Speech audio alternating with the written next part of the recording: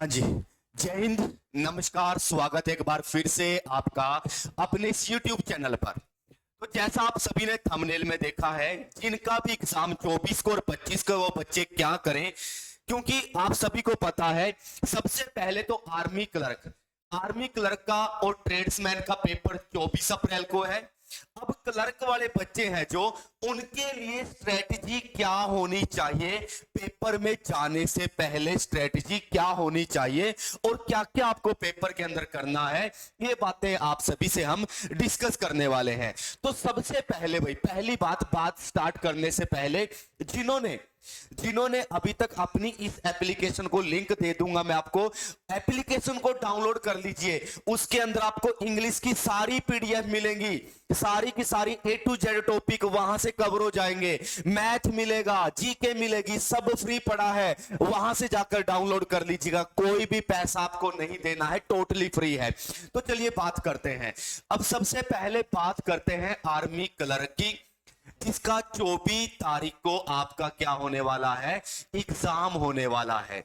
अब सबसे पहले तो बात आती है कि जो आपका पेपर है ना, ये टोटली एग्जाम बेस्ड आपकी मेरिट होगी। आपके पेपर से ही आपकी मेरिट बनती है, ये आपको पता ही है, पहले वाला प्रोसीजर है। क्योंकि जीडी की जो मेरिट है वो बनती है फिजिकल प्लस रिटन, दोनों को मिलाकर मेरिट बनती है। लेकिन जो क्लर्क की मेरिट है वो आपकी टोटली एग्जाम पेपर के ऊपर रहने वाली है। 50 क्वेश्चन है और हर एक क्वेश्चन 4 नंबर का, आपको पता है 200 नंबर का पेपर होने वाला है। अब 200 नंबर में से भाई जो ज्यादा लेकर आएगा उसी का फाइनल लिस्ट में नाम आएगा। क्योंकि फिजिकल और मेडिकल तो इसमें पास करने होते हैं, उसके नंबर नहीं जुड़ते मेरिट में। मेरिट आपका पेपर ही डिसाइड करेगा, इस चीज को मत भूलिएगा। क्योंकि फिजिकल जीडी वालों को क्या होगा, पहले फिजिकल के लिए बुलाया जाएगा, फिजिकल भी होगा, पेपर के नंबर भी जुड़ेंगे, फिर मेरिट बनेगी। लेकिन आपकी मेरिट यहीं से बनेगी। यहां पर बच्चे ज्यादा उठाए जाएंगे। पहले स्टेप में फिजिकल में बच्चे बाहर होंगे, मेडिकल में बच्चे बाहर होंगे, लेकिन आपके मेरिट यहीं से डिसाइड हो जाएगी भाई, पेपर से डिसाइड हो जाएगी। अब सबसे पहली आपको बातें याद रखनी है, टाइम मैनेजमेंट। पेपर के अंदर जिसका टाइम मैनेजमेंट, टाइम पर पेपर, टाइम पे आपके सारा का सारा पेपर कवर होना चाहिए। कौन सी चीज पहले करनी है, कौन सी चीज बाद में करनी है। तो सबसे पहले आपको जाना है जीके के ऊपर, क्योंकि अब की बार जीके का जो पोर्शन है वो, उसके अंदर करंट के क्वेश्चन बहुत पूछे जा रहे हैं जो पहले नहीं पूछे जाते थे। जीके के ऊपर जाना है। अगर जीके मुश्किल हुई तो भी टाइम नहीं लगना भाई, अगर आसान हुई तो भी टाइम नहीं लगना। सबसे पहले आपको जीके पर जाना है। जीके सबसे पहले करनी है, ठीक है, जीके सबसे पहले करनी है। उसके बाद आपको करना है कंप्यूटर का पोर्शन, उसके बाद करना है आपको कंप्यूटर का पोर्शन। क्योंकि अगर आपको क्वेश्चन आते होंगे, हो जाएंगे भाई, टाइम नहीं लगेगा।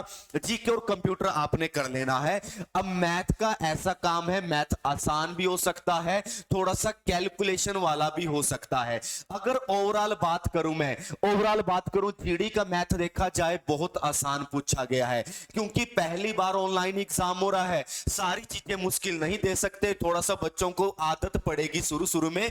तो चीजें आसान दी गई है मैथ के अंदर। जीडी में हर शिफ्ट में मैथ आसान आया है। मुझे उम्मीद है कि आपके पेपर में भी मैथ ज्यादा मुश्किल नहीं होगा, नॉर्मल ही मैथ होगा, हो जाना चाहिए जैसा मुझे लगता है।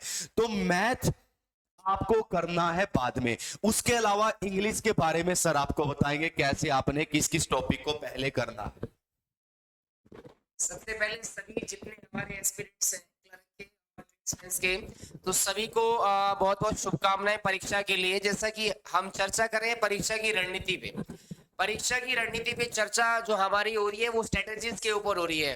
देखो, आप जो परीक्षा देने जा रहे हैं वो परीक्षा केवल कंटेंट के साथ नहीं देने जा रहे हैं, बल्कि अपने टाइम मैनेजमेंट और अपने स्मार्ट वर्किंग के साथ भी देने जा रहे हैं। इसलिए सबसे पहला जो मैसेज मैं आपको देना चाहूंगा वो ये देना चाहूंगा कि you have to go with your positive attitudes. आपको पॉजिटिव एटीट्यूड्स के साथ जाना है।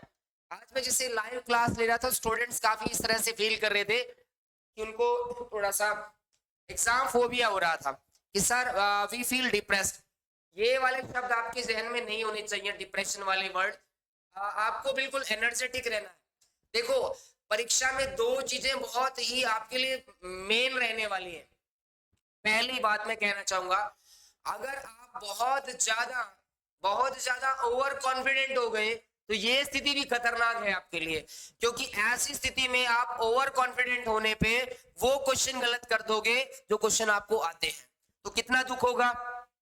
तो बी केयरफुल अबाउट, देखो बी केयरफुल, आपको वहां पे ओवर कॉन्फिडेंस से बचना है, अपने आप को बैलेंस रखना है। और दूसरी सिचुएशन है जहां पे और खतरनाक सिचुएशन बनती है स्टूडेंट्स के लिए एग्जाम में, वो कौन सी है, इंफीरियोरिटी कॉम्प्लेक्स आना।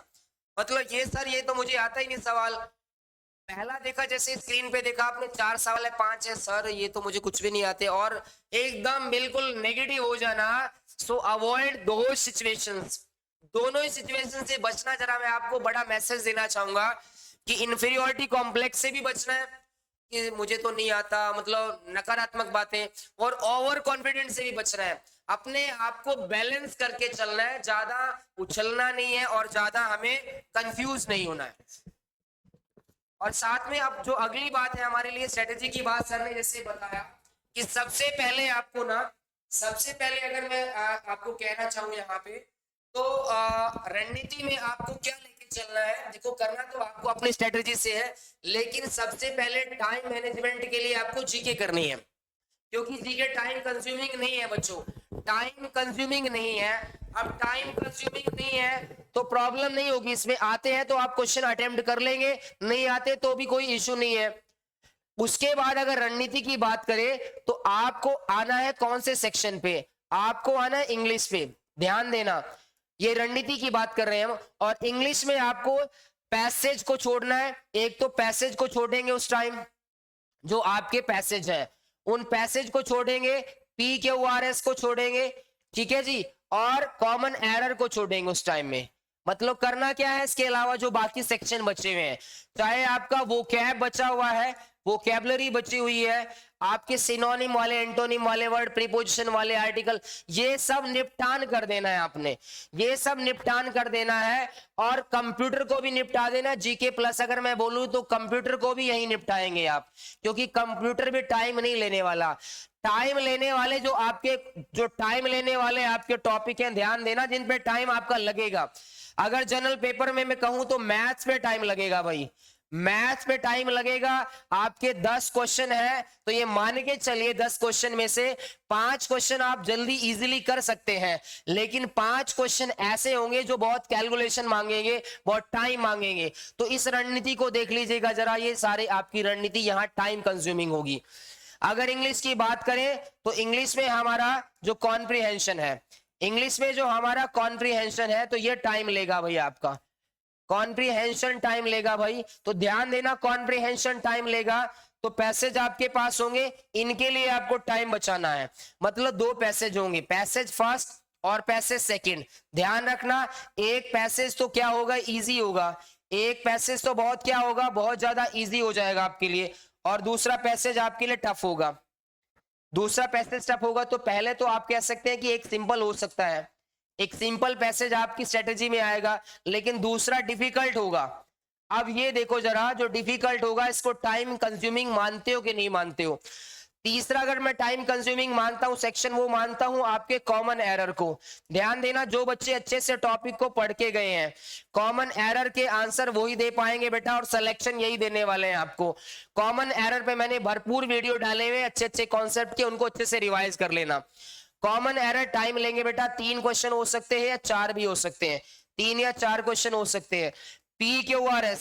PQRS आपको टाइम लेंगे क्योंकि ये भी लंबे हो सकते हैं, तो ये भी आपके 2 से 3 क्वेश्चन पूछे जा सकते हैं।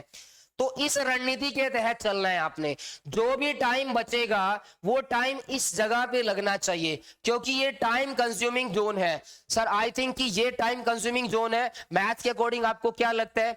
तो एक बार मैंने ये जो डिस्कस किया सर, और घबराना नहीं है, किसी ने भी घबराना नहीं है। जिनको टेंशन सभी को होती है पेपर के टाइम पे, सभी को होती है भाई, हमें भी होती थी, सभी को होगी, लेकिन घबराना मत, क्योंकि अब की बार आपको पता ऑनलाइन पेपर है, बच्चों को ज्यादा समझ में नहीं आया है, इधर उधर के चक्कर में रह गए, तो मेरिट भी ठीक ठाक जाएगी, कोई ज्यादा नहीं जाएगी। जिसने अच्छे से तैयारी कर रखी है उसका हो जाएगा, घबराना नहीं, अपनी तैयारी पे भरोसा रखना है बस, ठीक है। और मेरिट तो पेपर के बाद पता चलती है। आपका पहला क्वेश्चन ही आएगा मेरिट क्या रहेगी भाई, पहले मेरिट अलग गई है, यानी कि पहले भी अगर मान लिया जाए, पहले की अगर बात की जाए तो 35 से 40 के बीच में जिसके क्वेश्चन ठीक होते हैं भाई वो सिलेक्शन ले जाता है।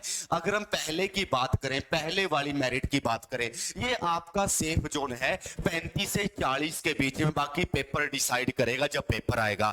तो पेपर के बाद भी हम आपको लाइव मिलेंगे, जिनका भी पेपर होगा वो डायरेक्ट हमसे लाइव होकर हमसे क्वेश्चन पूछ सकते हैं, कैसा पेपर आया है, कैसे नहीं आया है, वो आप बता सकते हैं। पेपर के तुरंत बाद हम आपको यहां पर इसी चैनल पर लाइव मिलेंगे, ठीक है। आपसे बात करेंगे पेपर कैसा है, कैसा नहीं आया, बाकी टेंशन मत लीजिएगा। और सभी को all the best, best of luck, अपना बेस्ट दीजिएगा। और जो चैनल पर नए थे सभी बच्चे चैनल को सब्सक्राइब कर लीजिएगा। कोई भी कैसी भी अपडेट होगी आप हमसे पूछ सकते हैं, कैसी भी जानकारी होगी वो कमेंट सेक्शन के अंदर कमेंट कर दीजिएगा। और एक बात लास्ट में जरूर, एप्लीकेशन को डाउनलोड करके ना एक बार एप्लीकेशन में गो थ्रू कर लो जाके। क्लर्क वाले क्लर्क 2 कोर्स मिलेंगे, जीडी का और क्लर्क का। जीडी में आपको मैथ, रीजनिंग, जीके, साइंस की पीडीएफ मिलेंगे, इंग्लिश में आपको, क्लर्क में आपको इंग्लिश की पीडीएफ मिलेंगी, सभी चेक कर लीजिएगा, ठीक है। तो आज के लिए इतना ही, सभी को जय हिंद, नमस्कार, मिलते हैं नेक्स्ट वीडियो में, जय हिंद।